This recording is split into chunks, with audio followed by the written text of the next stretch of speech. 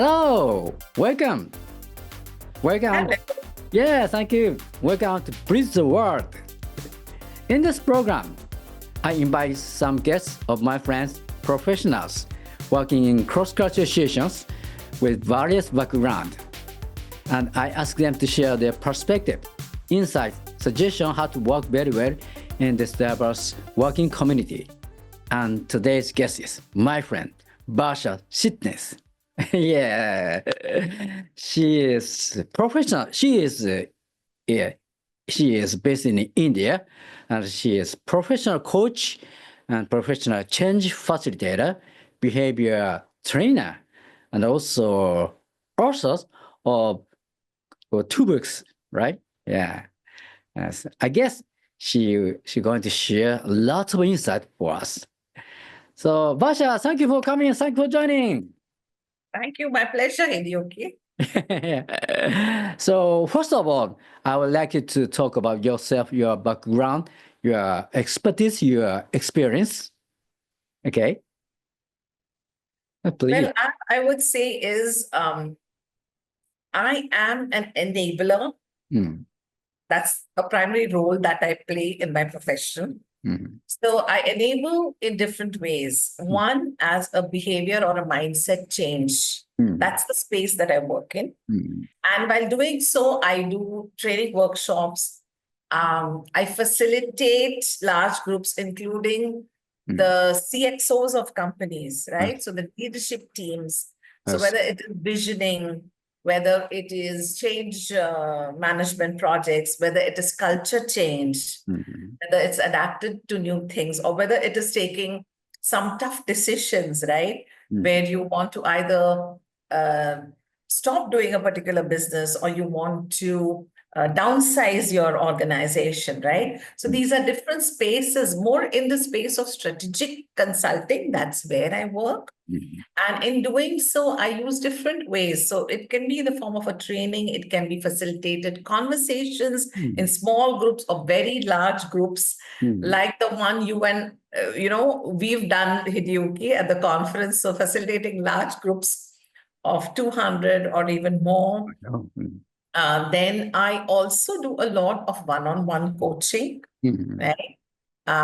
Mostly with people, senior level people, CXOs, especially when they want to transition into a new role or when they want to find their purpose when they've reached at the top, right? Or when they're about to leave the organization, they want to revisit and see how they want to make a second career or follow their passion. So yeah, and I've also done a lot of coaching for CXOs who are expatriate and people coming from different parts of the world to India to manage businesses.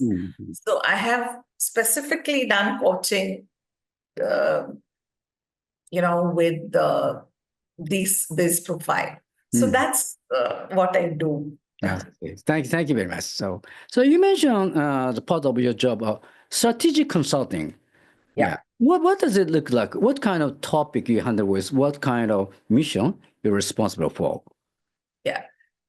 So many times companies want to revisit their vision. Yeah. They want to grow. They want to diversify. So they have to go back to the board and actually see why they exist.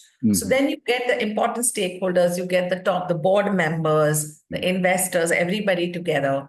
And we facilitate those conversations to see how they want to reframe their vision. Okay. Other situation would be they have a vision, all that is in place, but they want to grow. Let's say somebody wants to grow by 5x, right?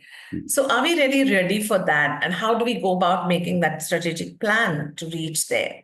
Then there are situations where there are conflicts sometimes. So the company is doing well, they're earning well, but they feel that the leaders are probably not working in collaboration.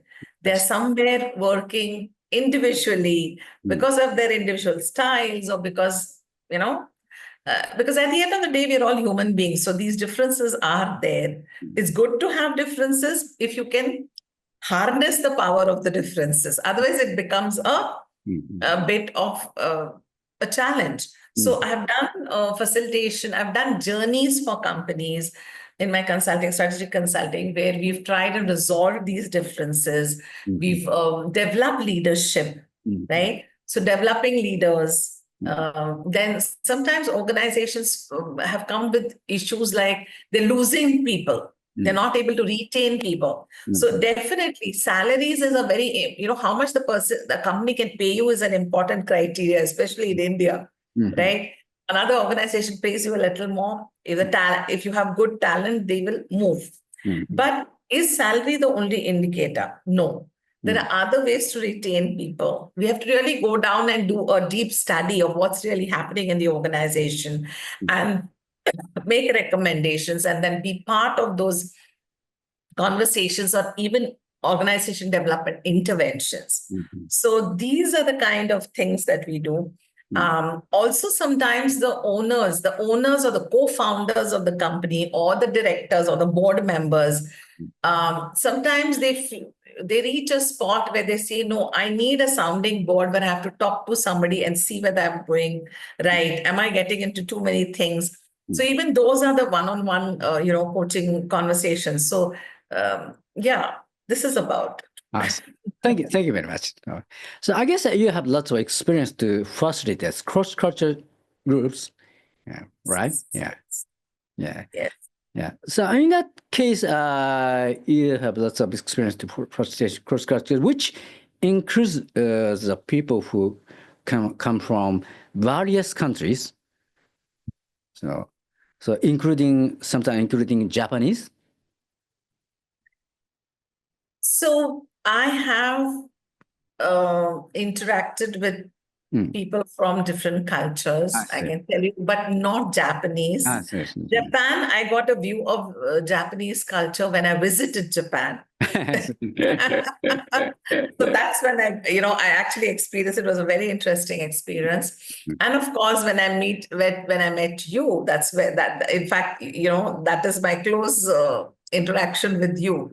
But otherwise, other countries are, I've done programs in the where I had people both from India and from other cultures in the same workshop, right?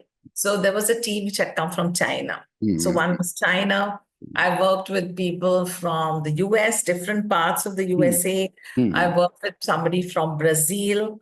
I worked with somebody from the Netherlands. I have worked with somebody from Austria, UK, and other Asian countries, of course, right? So these have been the mixed groups where I've been involved in some way and I've done work with. I see. Thank you very much. So when we talk about cross-culture groups, it means generally the people who come from various countries, different countries. But when it's come to India, when you facilitate Indian dominant group, India itself it has very diverse culture. Absolutely. We are a continent by ourselves. Is there any difference between when you facilitate cross-culture multinational groups and facilitate the Indian dominant group? Absolutely. See, I think basically when culture is, what are people, how are they conditioned? That is a common theme, right?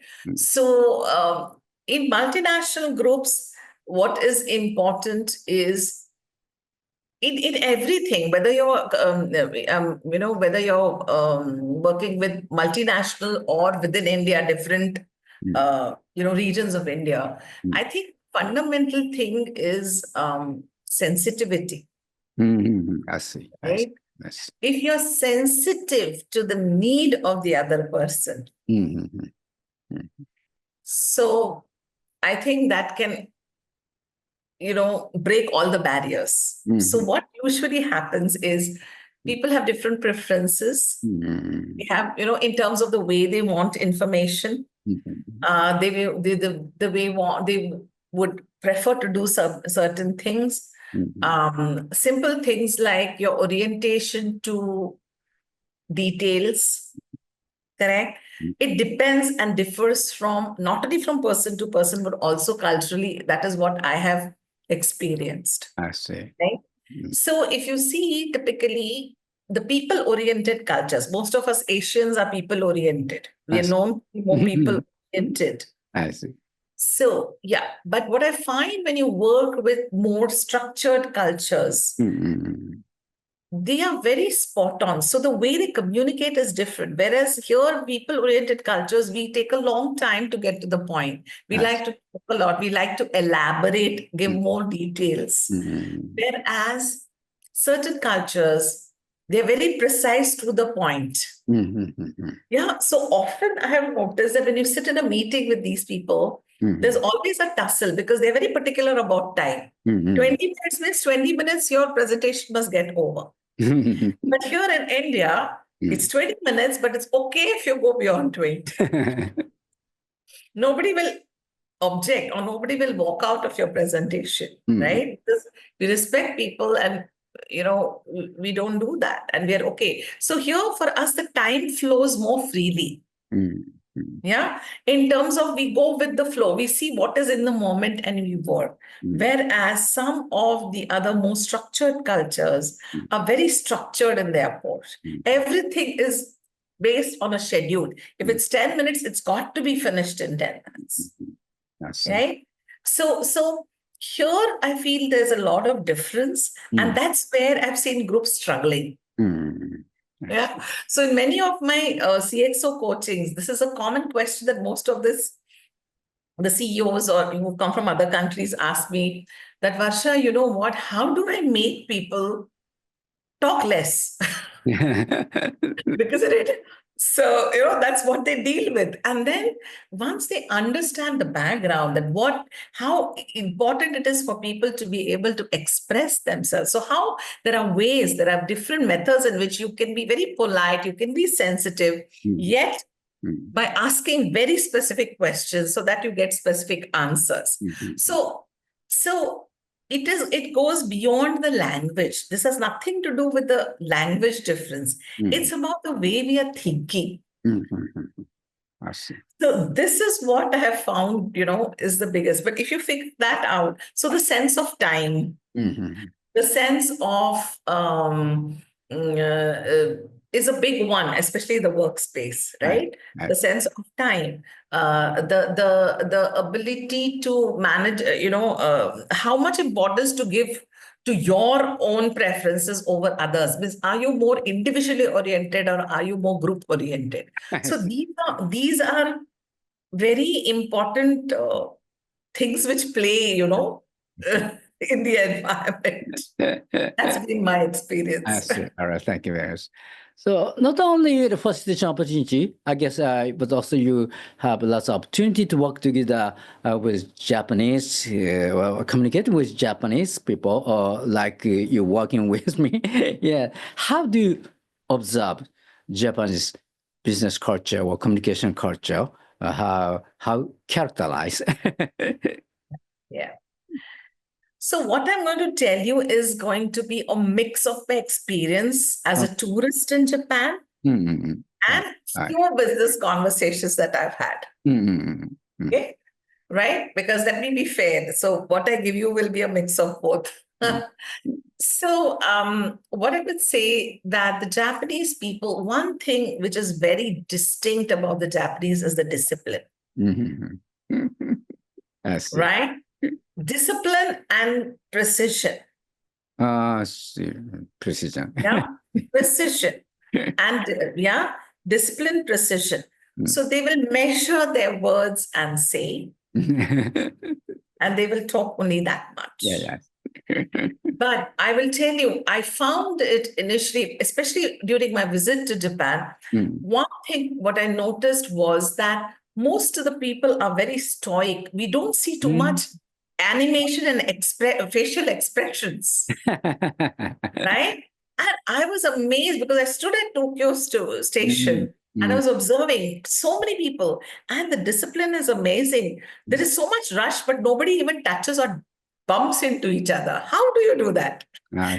Yeah, I live in India, in Mumbai, which is the most populated city. And we are okay with pushing people. We are okay with dashing and running through, right? So we don't mind. So that was very amazing for me to notice. Another thing I noticed about Japanese culture: precision, simplicity, minimalism. Right? So very measured and very, so even when I went to the shop, when you interact with somebody, that only, this much. And yeah, that's it. Otherwise, I found, there is warmth, there is wanting to do things, and also the ability to listen. That is something that I really appreciated. I see. Yeah, because I feel sometimes, the ability to wanting to listen. That is what I experienced. Yeah, thank you. Yeah. Thank you for sharing. Yeah. So so when you first did cross-cultural groups in the past, have you ever had experience for very, very tough situation? Oh, what I'm supposed to do like this? Yes. What kind of situation you experienced? Absolutely. I'll tell you. So I was doing a program for a multinational company who is in the finance sector. Okay? And half the team was from Shanghai, and they had come down here to India.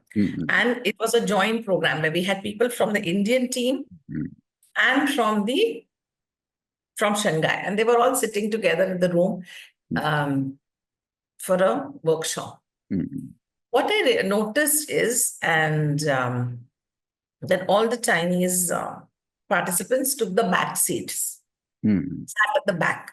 The room was not arranged, in a very facilitative way. The room was arranged more like a classroom. There was not so much space. So they were in rows. They sat at the back.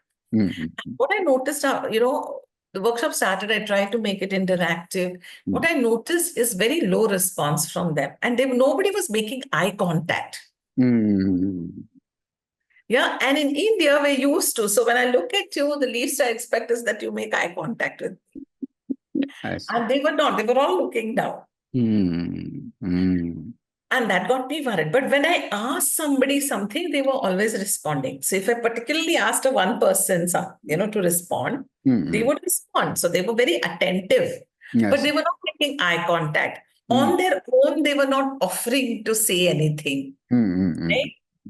There was no display of physical energy or facial expressions. And I think that is what was bothering me big time. Because I'm so used to having responses and reactions from people, and that is not happening. So as a trainer, that time I was fairly younger and less experienced. I got very worried. Am I doing something wrong? Why aren't they interacting? Why are they not engaging? I was so worried. And I kept asking questions, but every time they answered. And it's so during the break, I spoke to them and they were very nice. They were talking and everything they were doing. The moment the session was started, they were going to a different mode.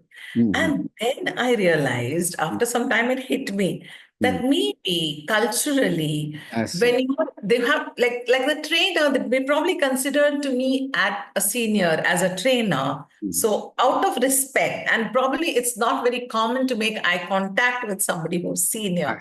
And so the personal space is sitting at the back. Yeah, because when we made them do group work, they were interacting very nicely with their colleagues. So there was nothing wrong.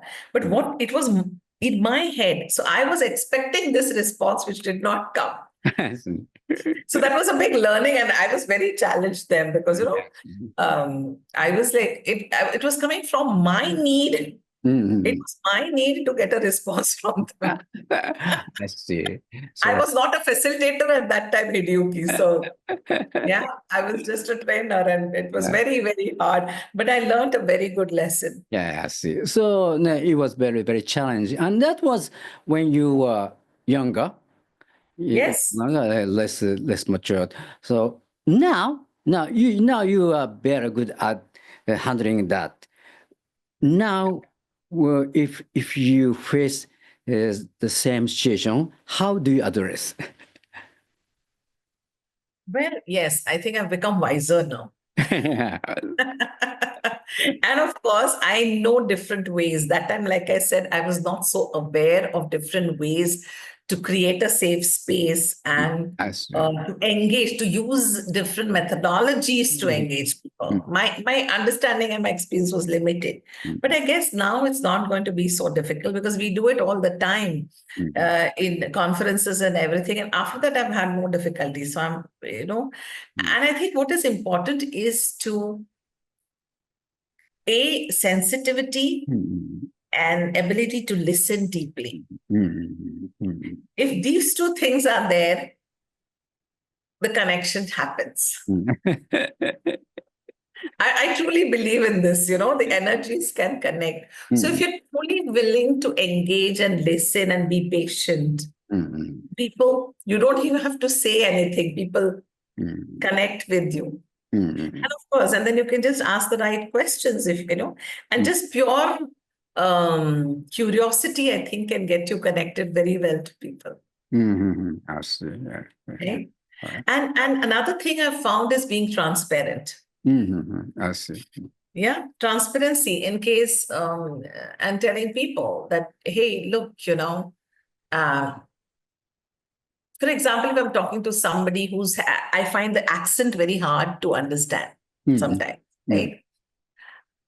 Then I have to tell them, I'm sorry, but it would help me if you can go a little slow or allow me to ask you clarification in between. Is that okay with you? Because I might take a little while to get used to the way you're talking to me, right? Some simple things like that, if I do, and then it works out fine. And I think things have changed now, Hideyuki. I mean, we are all becoming more global, correct? Not like earlier.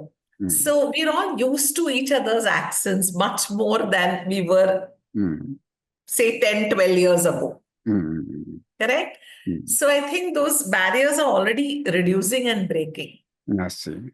Yeah. The more people you meet, you become more open. And we're getting to know more and more about cultures, thanks to media, thanks to technology.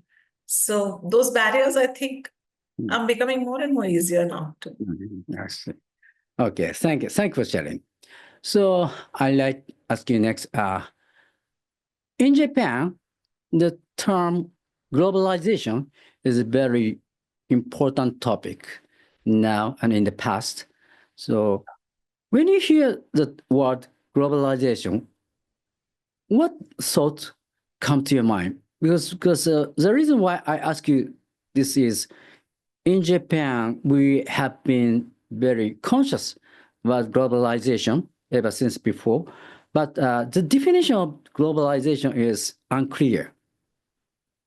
For Japanese, some people are likely to think globalization is equal to be westernized, but I don't think it's correct. But this is no correct definition, no common definition actually for Japanese.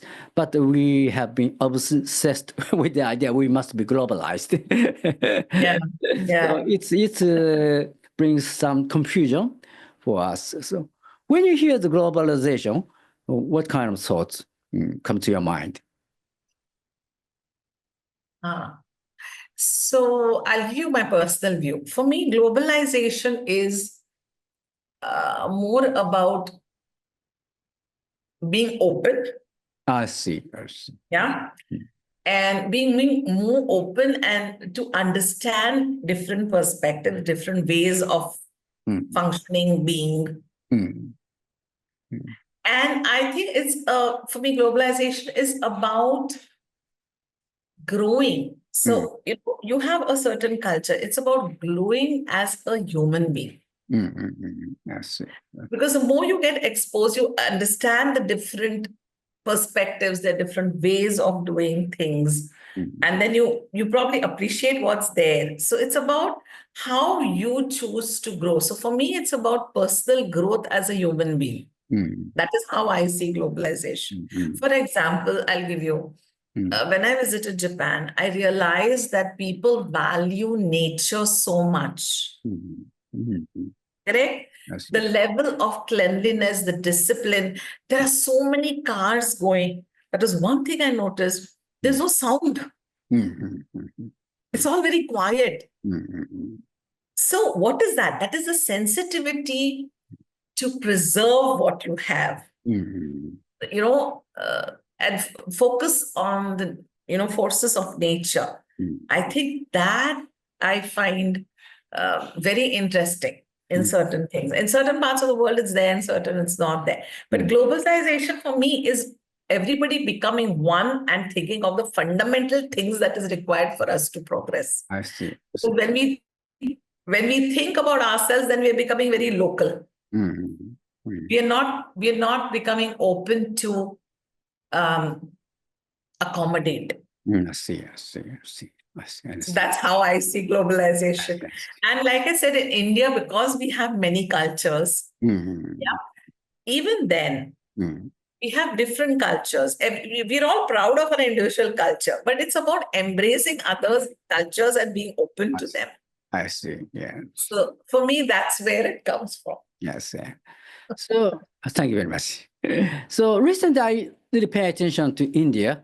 So now India is getting developed very rapidly and is getting more influential to the world. So now India makes very strong presence in this world.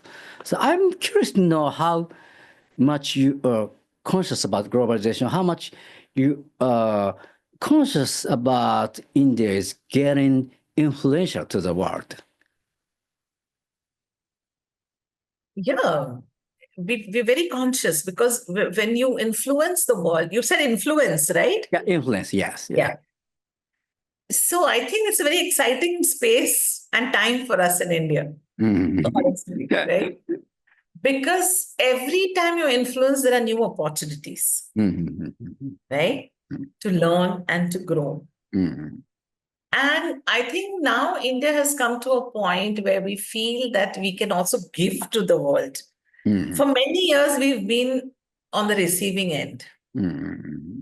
You see? So that is a big shift. Now we know finally that we can give to the world. Right? There's so much new, there's so much richness in the country which was not there. So there are certain spaces in which we know that we dominate, not, I wouldn't say dominate, but we have a very strong presence, right? Especially the IT sector. Yeah. We've known, but we are also getting known in other sectors, which is amazing. So representation from India, so awareness, and also what happens when you become globalization, when you become open and globalized, there's definitely more inflow of investments in the country. I see. So there is definitely growth. We're all going to get better, do better. We have access to better products. From everything, from technology to clothes to, So as a consumer also you benefit. Earlier we had to go travel somewhere to buy something nice. Now you can sit here and you can get anything from the world. You can buy it. And so you understand better. The markets have become better. And because we are globalized, even the local companies are trying to do better to match the competition. So I think overall, as a consumer, we are benefiting. As professionals, yes, there is exposure, there are opportunities, people can go work there. You can be sitting in India, but work for a company in Japan and US, in anywhere in the world. Yeah, so that's how we see globalization. All right, thank you. Thank you very much. Thank you very much. So my last question is, I guess you are very passionate to help people work very well in this diverse working community by bridging culture, bridging the world, as this podcast title means. So, what do you think is very important role for professionals like us to help people work very well by bridging the culture? Right. I think what professionals like us can do is create very safe environments and spaces for people to be able to express. I see. Yeah. And how we can enable them is by using some very structured tools, processes, whatever, professional things. And if we can inculcate, and by literally talking about the need to listen and to focus on the human being behind the professional or behind the role they're playing. I see. Yeah. So a little more focus on emotional intelligence, right? Those are the elements I think is what I would definitely want to continue doing. I'm already doing that because I truly believe this is what will help us not just break barriers, but to also understand and work better together. And if we want to all survive here, then collaboration is the best way. And for collaboration, the fundamental thing is to connect, understand, and then build trust, which there's a lot of deficit of trust today in the world. Yeah, we know that. Yeah, trust is really going down. People are becoming more transactional and, different. So, so even in business, somewhere trust is important. As a human being, I think emotions and trust are very fundamental to the human relationship. So that is where I think I am focusing, and I would like to focus more on. Okay. And maybe equip myself more so that I can do that more. All right. Thank you. Thank you, man. Thank you for sharing. Thank you, Varsha. Thank you, Varsha. Very, very inspiring and very fun. Thank you for joining. Thank you today. Thank you very much. Thank you. Thank you very much. It was a pleasure talking to you. Me too. Me too. Thank you very much. Really appreciate it. Thank you very much. Yeah.